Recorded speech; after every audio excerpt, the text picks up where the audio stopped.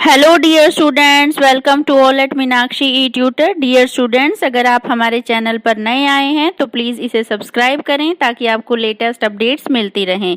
प्यारे बच्चों, आज के एमसीक्यू टेस्ट सीरीज़ में हमने शामिल किया है बीएड फर्स्ट ईयर का paper second, contemporary India and education, समकालीन भारत और शिक्षा। प्यारे बच्चों, एमसीक्यू टेस्ट सीरीज का फर्स्ट क्वेश्चन है, Indian education commission is name of.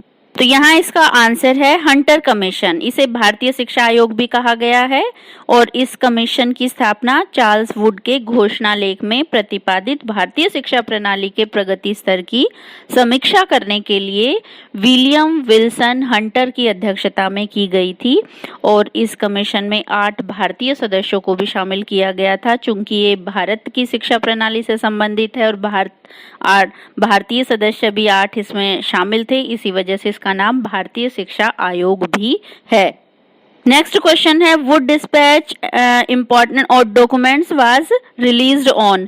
प्यारे बच्चों, जो वुड डिस्पैच था वो कब डिक्लेयर किया गया था, कब रिलीज किया गया था? 1854। तो इसके अकॉर्डिंग इसका आंसर बनता है 1854। नेक्स्ट क्वेश्चन जो एनसीईआरटी से संबंधित है, तो एनसीईआरटी का प्रमुख कार्य जो राज्य शिक्षा विभाग के सुधार से संबंधित है उसका किससे जुड़ा हुआ है? वो जुड़ा हुआ है स्कूली शिक्षा से। प्यारे बच्चों, एनसीईआरटी स्कूल शिक्षा में गुणवत्तापूर्ण सुधार के लिए शैक्षिक और तकनीकी सहायता प्रदान करता है।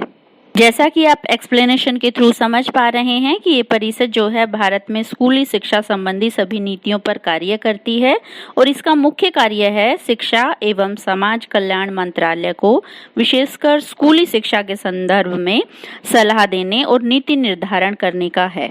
यहाँ इसका ऑप्शन बनता है स्कूली शिक्षा। नेक्स्ट क्वेश्चन है, 1968 की जो पॉलिसी बनी थी उस पॉलिसी में शिक्षक शिक्षा से संबंधित किन पहलुओं पर जोर दिया गया? तो यहाँ इसका जो ऑप्शन बनता है वो है डी। शिक्षकों के लिए इन्होंने इन सर्विस ट्रेनिंग का और कोर्सपोंडेंस एजुकेशन का ऑप्शन प्रोवाइड किया था। प्यारे बच्चों, थोड़ा सा एक्सप्लेनेशन के थ्रू आप समझने की कोशिश कीजिए। कोठारी आयोग की जो सिफारिशें थी उनके आधार पर भारत सरकार द्वारा 1968 में पहली राष्ट्रीय शिक्षा नीति की घोषणा की गई थी, जिसमें 6 से 14 वर्ष तक के सभी बच्चों के लिए अनिवार्य शिक्षा का प्रावधान किया गया था और टीचर्स के लिए ट्रेनिंग का और मातृभाषा में शिक्षण पर विशेष रूप से जोर दिया गया था। इससे पहले की वीडियो में भी हम इससे रिलेटेड क्वेश्चन आपके साथ शेयर कर चुके हैं। तो ये पॉलिसी भी एग्जाम पॉइंट ऑफ व्यू से इम्पॉर्टेंट है, थोड़ा सा इसको रीड आउट करें। नेक्स्ट क्वेश्चन है हमारा, भारतीय संविधान का कौन सा ऐसा भाग है जिसमें प्रत्येक नागरिक को उनके धर्म के अनुसार शिक्षा प्रदान करने का अधिकार है? तो इसका आंसर बनता है यहाँ फंडामेंटल राइट्स। प्यारे बच्चों, जैसे कि आप एक्सप्लेनेशन में समझ रहे हैं कि भारत के संविधान ने यहाँ रह रहे नागरिकों को कुछ मौलिक अधिकार दिए हैं, जिसमें से धार्मिक स्वतंत्रता का अधिकार भी शामिल है, जिसका जो जिक्र है संविधान में 25 से लेकर 28 अनुच्छेद तक मिलता है। प्यारे बच्चों, नेक्स्ट क्वेश्चन जो मोस्ट इम्पोर्टेंट क्वेश्चन है, एजुकेशन के जो 4 पिलर्स हैं उनमें से यहाँ पे कौन सा ऑप्शन में नहीं है? तो यहाँ ऑप्शन में नहीं है सी खुशियों के लिए जीना सीखना। जैसा कि आप इमेज में देख पा रहे हैं, learning to know, learning to do, learning to live together और लर्निंग टू बी, ये हमारी एजुकेशन सिस्टम के 4 पिलर्स हैं। नेक्स्ट क्वेश्चन है प्यारे बच्चों, द इकोनॉमिक रिफॉर्म्स लॉन्च्ड, कब लॉन्च किया गया था इकोनॉमिक रिफॉर्म्स को? तो इसका आंसर बनता है यहाँ पे जुलाई 1991। नेक्स्ट क्वेश्चन कोठारी कमीशन से रिलेटेड है। The Kothari commission reported was untitled as. जो कोठारी आयोग की रिपोर्ट है वो संबंधित है शिक्षा और राष्ट्रीय विकास से। नेक्स्ट क्वेश्चन है, ancient educational institute was called. तो पुराने समय में जो हमारे शिक्षा की संस्थाएं होती थी वो किस नाम से जानी जाती थी? तो इसका आंसर है गुरुकुल के नाम से जानी जाती थी।